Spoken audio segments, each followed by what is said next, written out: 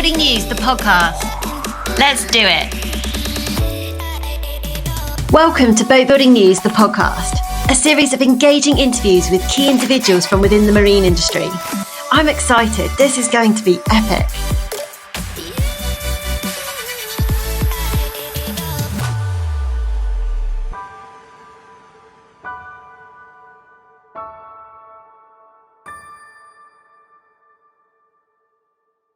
Morning, Robert. Welcome to the Boatbuilding News podcast. Good morning, Hollie. Thank you for the invitation. Very much looking forward to this.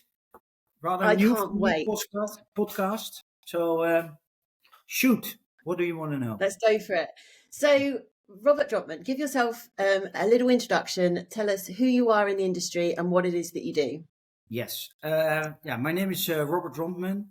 I'm working for Heesen Shipyard, and I'm the sales director. So involved in daily day selling the boats and promoting Heesen brand actually. Awesome. Sounds good. I mean, there's Heesen brand, I wouldn't say needs that much promotion. It's kind of up there with one of the most well-known brands in the industry.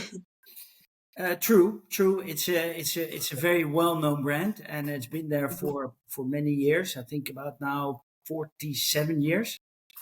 Yeah. I was lucky to join the company already 10 years ago, and joined the team together with Mark Cavendish.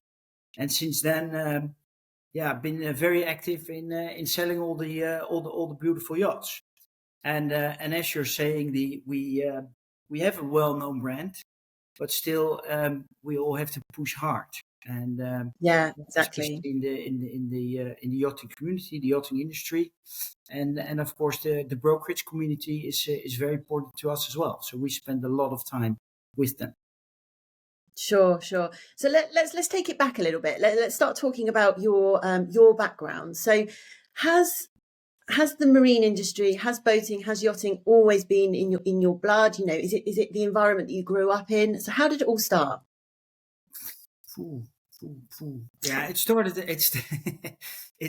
a long way back. In all honesty, I've been around boats all my life. Really? Not through my parents, of course. We always own a yacht, very classic Dutch. They call it here the Dutch barge.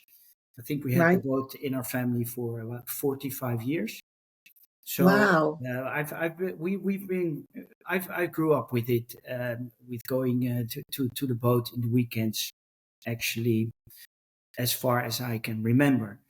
Wonderful. And pretty quickly, in my childhood, we got in contact with also racing, so not only sailing. So we grew up on a sailboat, but we started doing competition in dinghies and etc. Wow. Was able to do that together with my brother actually, and also my sisters were also very active sailors. But we brought it to another level. We were competing worldwide as youngsters. Had the great opportunity to see a lot of the world and doing international competitions. We went a lot to England, actually, your country. We always went to the Burnham Crouch. When people listening, probably, especially the people with a long sailing background, definitely know that. We were sailing cadets. That's a youngster boat. You sail with two. And also, but we also went to Argentina, Australia, and I was fortunately to be a world champion cadets in 85.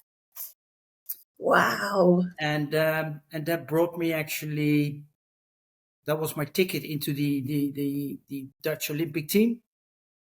And in the amazing 88, competing in the Olympics together with my brother in the Olympic Games in Seoul.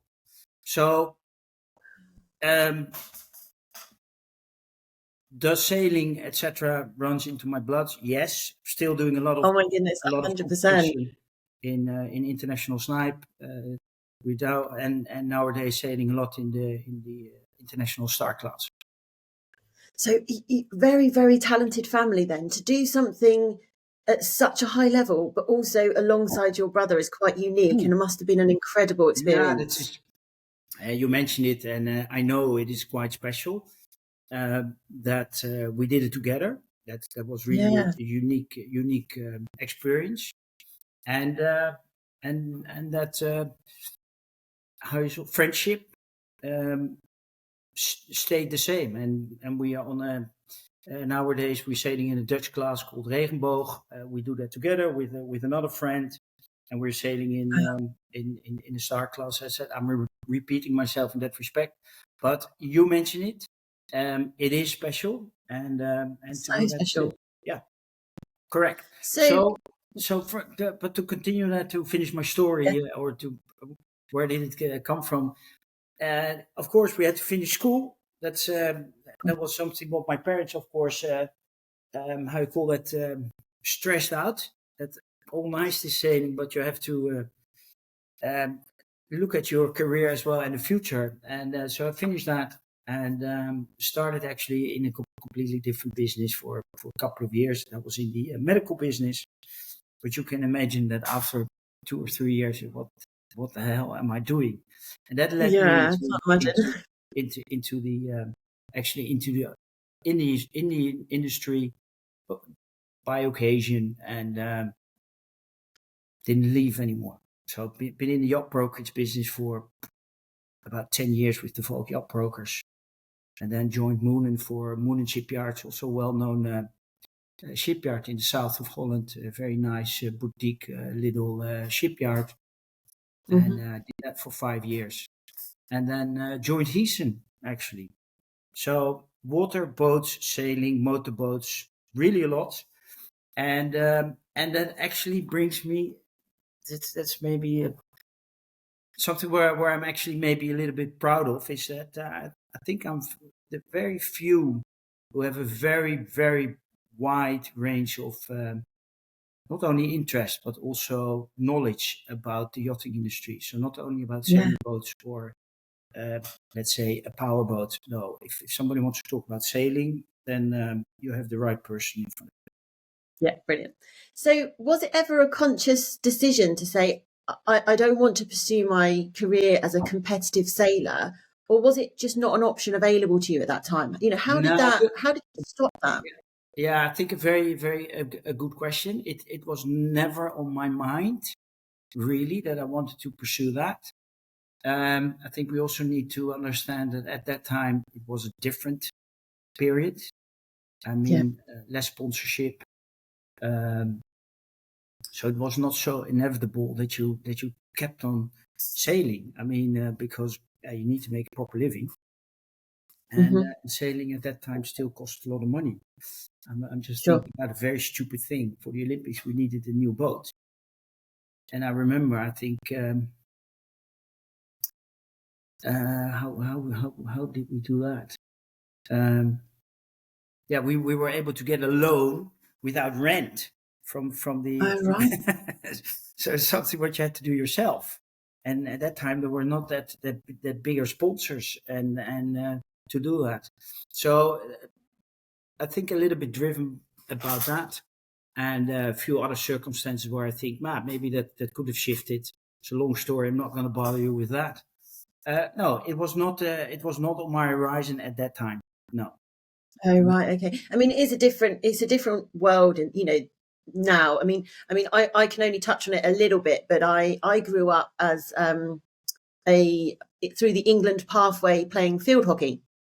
Um, and back then it wasn't, we weren't funded, we weren't paid. Whereas I think now, if I look at my children, in sports like hockey, football, and probably sailing, if they were to pursue a career like that, it could potentially be a bit more lucrative for them. They could earn a living from it. Whereas, even as recent as my childhood, that's not something that was available either. So we've come a long way in sport, I think, since then. It's not necessarily a choice for people. There are, sponsorship and fundings and things like that are available. Yeah, and So on the other side, I think also one thing what I do remember and recall very well. Of course, you're spending a lot of time in your sports on a daily basis. yeah, There's not much room for other things, friends, social life. No. You have a very nice life because you're in the nice places and on the water. But I also actually did not see myself walking around in a sailing gear all my life. Actually, Really? maybe thinking of that, that's maybe the biggest driver of why I didn't do it. Oh, really? Yeah, Yeah, I mean, there are sacrifices, aren't there? I mean, you touched on it as well, like from a family perspective. If you were to have pursued that, all that, constantly being on the move, dedicating your life to something like that, because that's what you need to do at the top level, there would have been not just talking career, there would have been personal sacrifices, perhaps family, perhaps children. Do you know what I mean? There would have been some things that you would have had to have not been able to achieve in your personal life because you give your life to that sport and performing at that level. correct. So, but I think I made in the end I made the right choice. Yeah, 100%. So I mean, but that competitive nature that's instilled in you and what you learn from performing at that high level, how has that impacted your career? Are there skills in your personality that you've brought from that into your career that you think actually it's really benefited me to have done that? I think 200%, 200%. In the business where we're in, we are in selling yachts. You sometimes make the comparisons to a when you're in a race. Yeah. And sometimes the position you're in a deal. Do you have to push? Do you have to consolidate? And especially is the moment you really need to focus to Hmm. close it, and then put all your effort in it, and stay focused yeah, till the end. I think that is the part which I think is or for me is very valuable, because that's I do that by nature. Yeah. You And follow I what I'm always trying to think, say? yeah, definitely. I always think as well. I mean, I employ people. I see people's CVs all the time, and it stands out to me if somebody's performed in sport, in particular if it's a team sport or even a small team or a big team, because I think that there's working together elements. But also when I look at sport, I think you're obviously quite resilient because sport doesn't always go your way. So it's dealing with those knockbacks as well. So there's a lot to be taken, and sometimes that stands out to me more than perhaps somebody who is very highly educated but hasn't got that element in their life as well. It's so important. Now, yeah, true. First of all, I think it's the team effort. What you just mentioned. So that's Mm, what we have um, yeah been doing together, and you know that you really need to be a team, and use each other's strength.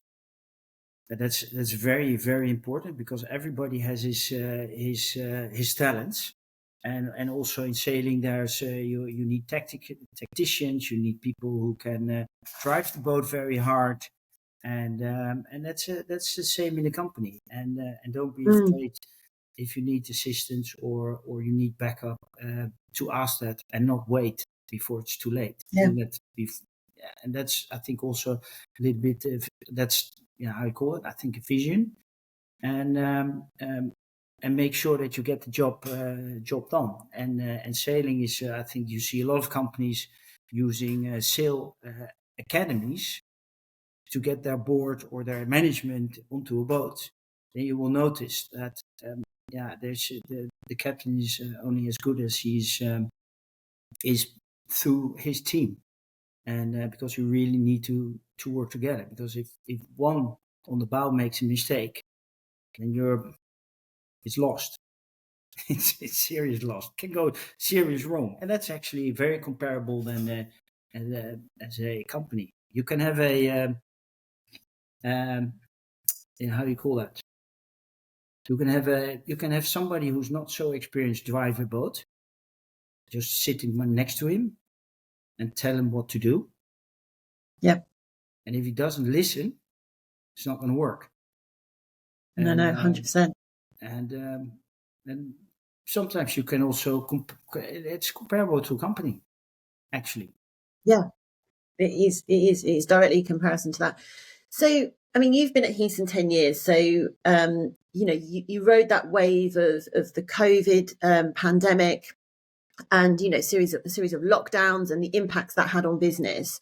Talk us through that. How did you navigate that within Yeah, Heesen? that was really, really,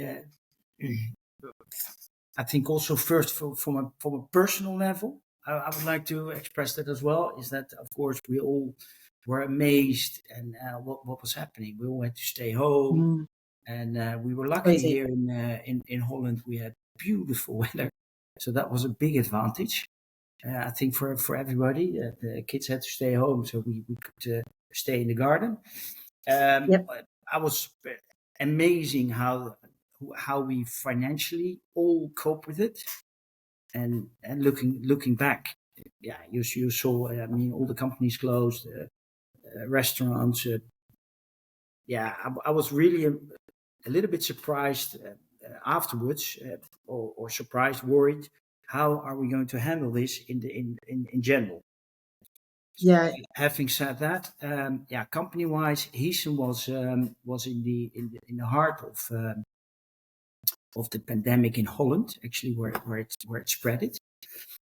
We had in Holland we had the so-called technical lockdown.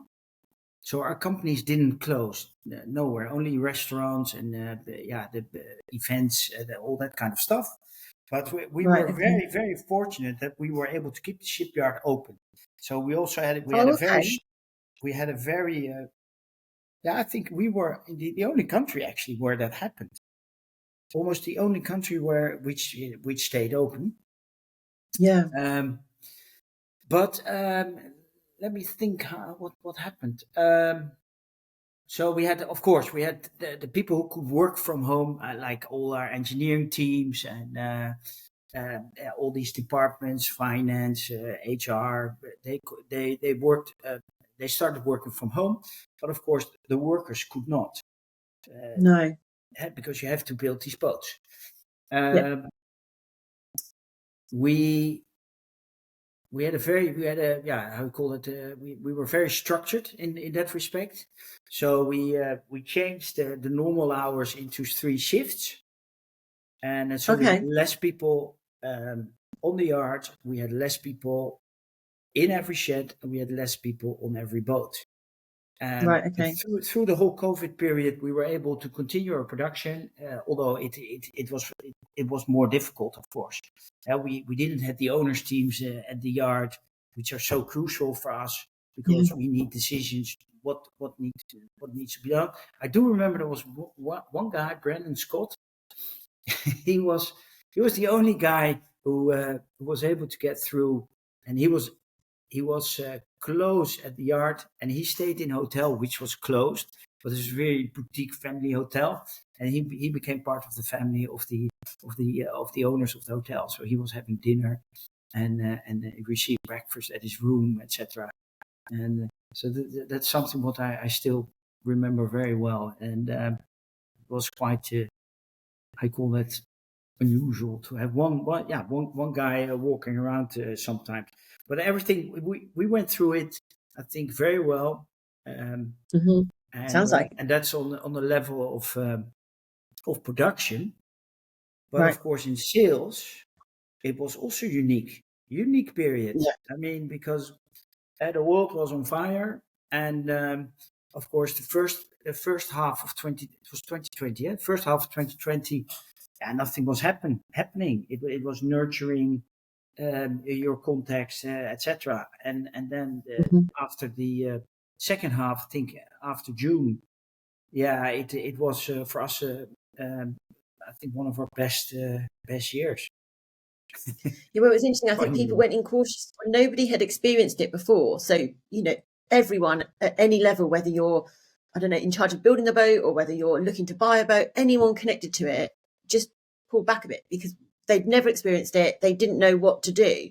But in actual fact, the marine industry, if you've got the opportunity to isolate yourself on a yacht at sea, like why wouldn't you? And also, you know, I think people had a bit more time, whatever they were doing in their day jobs, they had a bit more time because it either slowed down or they were at home.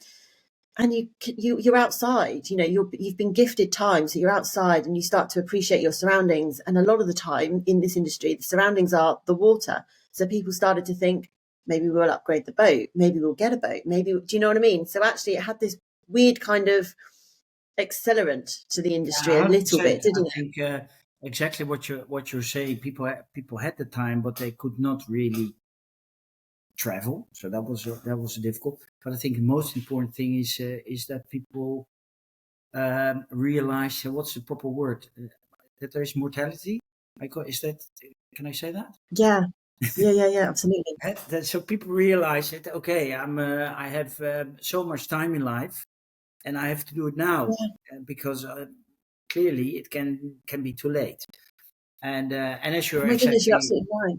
exactly what you're saying is, where can you be on your own, where protected without too much contact with other people, is on a boat. So that made people think, and suddenly the telephone started to ring again. Instead of me calling them, they were calling me. But then we had the challenge that people could not travel. Mhm.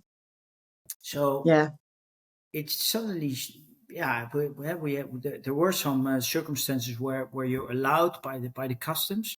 So we had to that it was economical essential that they were visiting the shipyard, especially from the US. I remember that, and we were able to get people in to the yard, but also we also sold boats without people seeing the boat physically.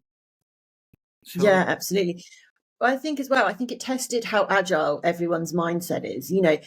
Uh, at no point prior to that did we think of doing a lot of meetings across screens, on Teams or Zoom. It was always face to face. Whereas I think people have now had to pivot, and some of that has stuck, which I think is a positive. If you look at it if you zoom right out and look at it from a global scale, the impact on the environment of people not having to constantly drive to meetings, fly to meetings, the realization that you can get business done without physically necessarily traveling and doing it face to face. There's an element that you need to be there, but at some points that there's, you don't, which has been, I think, a lasting legacy of it as well on business.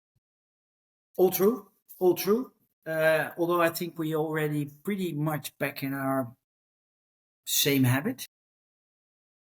Looking, let's say, let me first look at myself before judging other people. And I do need to say, although we have in this podcast, we have a camera, we do it on Zoom. I'm personally not a big fan of Zoom. I always like the personal touch. And also in meetings, you can have 20 people on the Zoom. In all honesty, I think 50% is not really connected. Oh, really? You like to be in there and face to face with somebody? Nah, it is different. It is definitely different. But I think it's we will like the Zoom, the Teams meetings. It works very well and it's very effective. We do it with clients. We do it with designers. So it saves a lot of time. I fully agree with that. But it's the same as working from home. It works, but I think it doesn't work for everybody. Not for everybody. Yeah, you're probably right there. So looking forward to this year, what exciting launches have Heesen got planned? What have we got to look forward to? Yeah, that's a question. We have this year 4 boats to deliver. We already delivered one 55-meter Irish Blue. We just delivered last week, which was quite a unique experience, nice experience. We delivered a 50-meter steel boat called Norel 4 to our new owners. I was there myself last week, and we had rough weather. It was on the North Sea, And I looked at the weather forecast myself, and I thought, well, it's not so bad. But looking hindsight, it was serious. So we delivered these boats then in international waters in the 12-mile zone, out of the coast. And but the really unique thing with this project is that we have an owner driving the boat himself. So Oh he wow.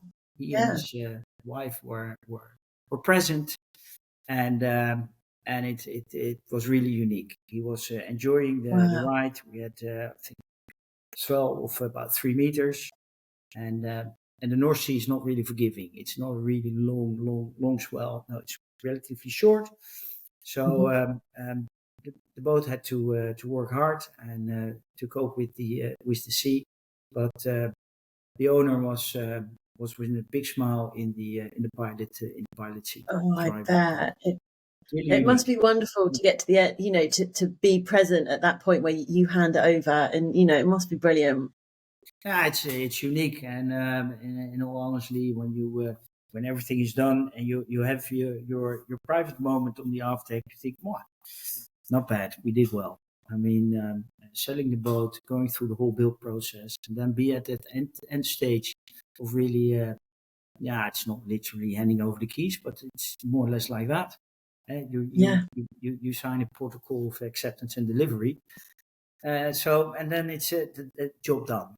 All the Oh, yeah. wonderful. What are we going to do this year? So that's Yeah. There's going more. I love it. more. That's 55 meter. We've done. Yep. We have we delivered the 50-meter steel Cinderella 4 done. There's a 50-meter aluminium yacht as we speak. They're doing sea trials. They already Okay. started, I think, yesterday, and then they have the rest of the sea trials coming week. So that boat will be delivered shortly, and we have another 57-meter inbuilt. That's the new series we built, and that was Project Akira. I'm not going to reveal the name. That will Sarah will do that when the moment is there. Yeah. But that boat's going to be delivered towards I think it's Q4, so somewhere after Oh, okay. just after the season. So 4 boats. Heesen is normally our production schedule is more or less. We have about 12, 14 boats in build all the time. So from start Mhm. to delivery, and we have an output of approximately 4 boats per year in the range of 50 meter plus. Awesome. So lots to look forward to then. Yes. Great. So, I mean, when it comes to, there's a big theme at the moment, quite rightly, not just in the marine industry, across the world for sustainable solutions. So how much are you seeing that impact the design of the boats, and where's that push coming from? Is it coming from the owners? Is it the designers? Is it the shipyard? What are you doing to sort of counteract, that need for it? Yeah, I think sustainability has been there. I think always, and we all try to make our boats more efficient, let them perform better, and that's something what shipyards do. Mm-hmm. Then you have, of course, class rules, which guide or makes things compulsory. A good example is the tier 3 engines. What you need Right. you need to comply to tier 3, which is the next level with SCR units, which improve the exhausts. Secondly, or thirdly, is shipyard itself. We do a lot on sustainability with energy resources. So our whole shipyard, all the roofs are completely covered, for instance, with solar panels. So we Oh, generate okay. our own power completely. But I Awesome. think the biggest thing, what we actually already did back in 2012, Heesen designed the FDHF hull. It's more a very familiar, how you call that, hull design, which more shipyards use now. But Heesen was the first one who's doing that, and that's actually it's in between. You have the hard chine hull form, for fast boats, which is Okay. a deep trench submersion. Now becomes a little bit more technical. And you had the round bused displacement hulls, which you Right. use normally on steel boats. Heesen came up with the brilliant idea with the in-house naval architect and engineers, together with naval architecture company, to develop the FDHF hull form, and that's actually in between. So it's not hard chine anymore, and it's not a full displacement hull shape, but it's a far more efficient hull than what we have. Really? Okay. So we are able to use that hull and then have smaller engines, and that makes it a lot more efficient. Makes a big difference. Also for the Yeah. environment, the boat performs better. And of course, we have in the future we will all speak about the new fuel cells and all that kind of stuff. We like to talk about it. Everybody would like to have that, but it is far away. It is still the most efficient way to propel a boat is with a conventional diesel or diesel electric engine. And what we first gonna see, and that's of course under development and already there sometimes, is a different fuel, slightly different fuel, so more I call not economic, more let's say a biofuel, and that used at the current engines what we have now. Right. Okay. Okay. And I mean, I know that it's you say that it's a long way away, but it's important, I think, that we're always making progress towards it, no matter how slowly or anything like that. And the small shape. Progress is in Yeah. our genes. We always Yes. improve with everything. Well, that's the thing as well, is if you can improve each little section by even a small percentage, I mean, because, even with the interiors, the materials used, being, sourced more sustainably, things that, that have, a longer life or can be recyclable at end of life, and if you improve every single part as a collective, it makes a big difference. 100%. And that's what we're doing. Definitely. As I said, the shipyard itself, improving the boats, make them more efficient, do a lot of heat generations on board, use that. Mhm. But it's always baby step. But we always like to talk about the big leap, and you see Yeah. that used a lot. But that big leap, and that's sometimes a little bit, how you call that? Not discouraging. What's the word? Misleading Mhm. to a lot of people, I think. Yeah, definitely. But it's all about the baby steps, and the things that aren't always talked about. It's what you're doing day to day that's not the big Exactly. leap that you want to announce. Do you know what I mean? So what's challenging you at the moment? What's keeping you up at night? What problem are you trying to solve? What keeps me up at night? And luckily I sleep well. That's good. Now, what if there's something what I think what makes we think a lot, or what keeps you awake, if you want to use that phrase, I think currently the world doesn't look too good.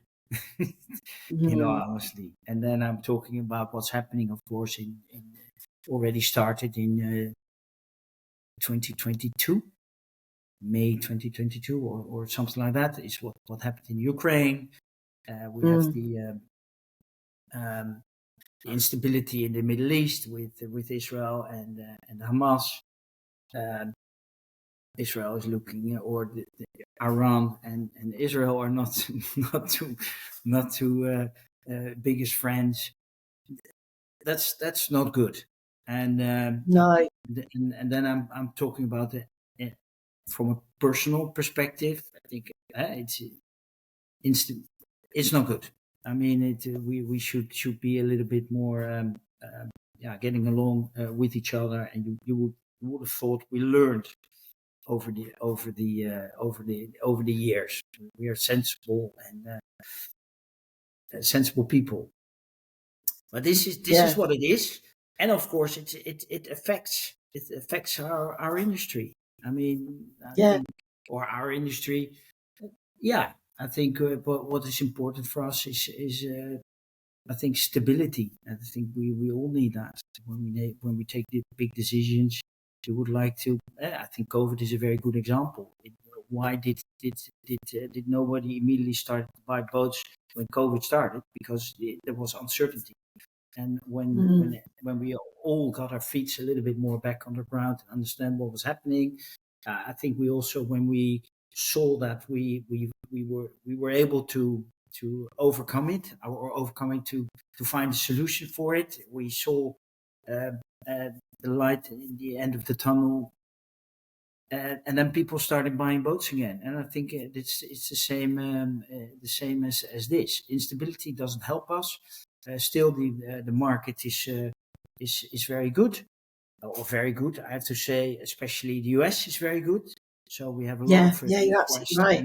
and clients from there, but and Europe. But yeah, you can imagine that the Middle East is maybe a little bit less. So stability is what we need.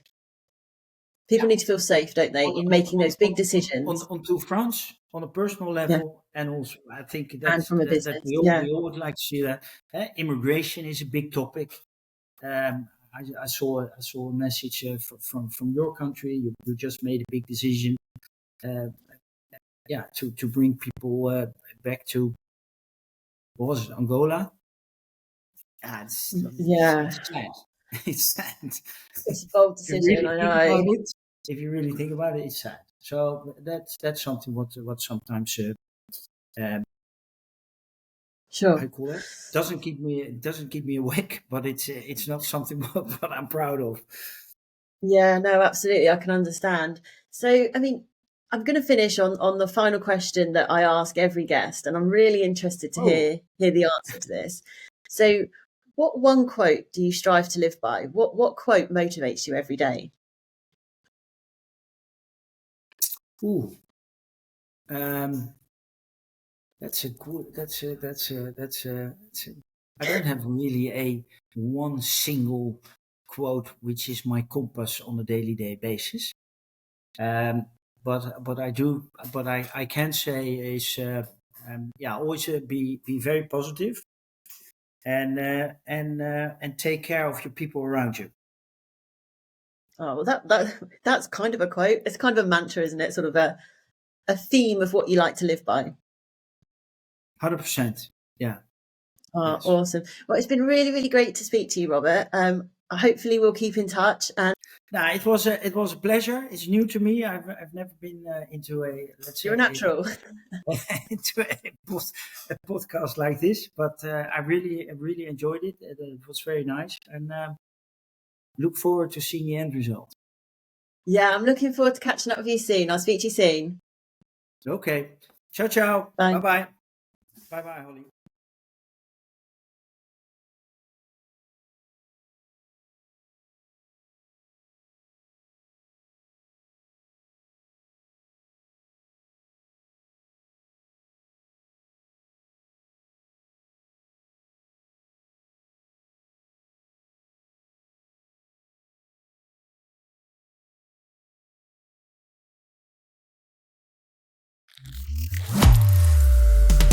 I really hope you've enjoyed this episode.